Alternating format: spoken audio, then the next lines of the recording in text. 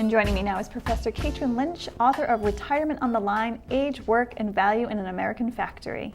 Welcome to It's All Local. Hi, thank you very much. So tell me a little bit about the book. It's a story about Vita Needle, which is a local company here in Needham. How did you come to be interested in the company and writing about the employees there? I had moved to Needham about 8 years ago, and 2 years later I was walking in downtown Needham and I bumped into somebody walking out of a building. So I said, "Excuse me," and then I looked up and it said Vita Needle Company on the sign at the doorway, and as an anthropologist I'm rewarded for being nosy, so that's which can be a great thing.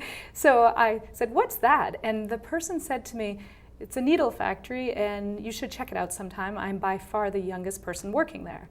And I actually don't know who that was to this day, but it was interesting the person said that to me.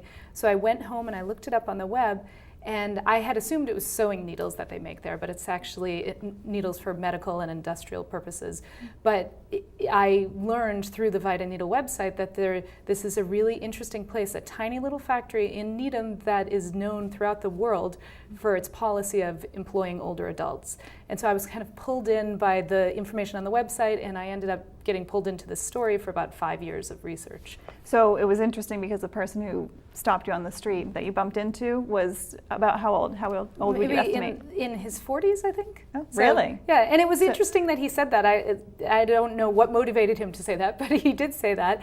And so obviously to him, that's a significant part of the workplace. Right. And so I ended up focusing on all sorts of issues about manufacturing in the United States and how it is that this place has survived in the US when a lot of manufacturers closed down, but also thinking about what are our values in the United States in regards to retirement, and how could it be that this is an ideal retirement for many of the people who work there, and that's what I would hear from the workers. So a little puzzling, and I wanted to figure that out. Why do you think it is ideal for them? So it's an interesting thing. There are a variety of motivations that people have for working there, but and we could think about people's financial need on a spectrum from there are people who are using their income for everyday expenses, and then there are people who really use it for grandchildren gifts, or I've heard the expression mad money, just whatever they might want to spend it on. Regardless of the financial need, everybody, though, really talks about the other thing they get from work, which is this sense of connection and this sense of feeling like they matter. And so that's the thing that I found really interesting, and that helps us to think about what we get out of work in addition to a paycheck.